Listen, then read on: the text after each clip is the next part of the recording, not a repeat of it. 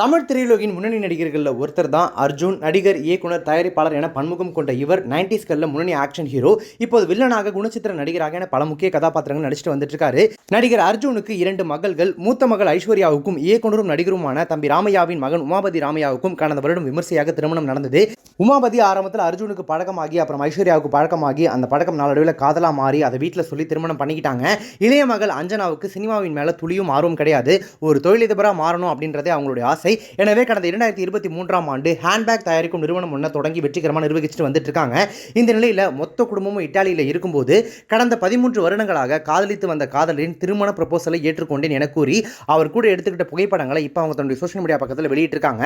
மூத்த மகளான ஐஸ்வர்யாவும் இப்படி தான் காதலிச்சு தன்னுடைய அப்பா கிட்ட அந்த காதலை சொல்லி திருமணம் பண்ணிக்கிட்டாங்க. அதை தொடர்ந்து இளைய மகள் அஞ்சனாவுமே இப்போ காதல் திருமணம் பண்ணிக்க போறாங்க. அர்ஜுனின் இளைய மகள் அஞ்சனாவுக்கும் கூடிய விரைவில் திருமணம் குறித்த தகவல் வெளியாகும் அப்படின்னு எதிர்பார்க்கப்படுது. அஞ்சனாவின் அந்த காதலர் யார் என்பது குறித்த தகவல்கள் எதுவுமே இப்போது வரைக்கும் வெளியாகல.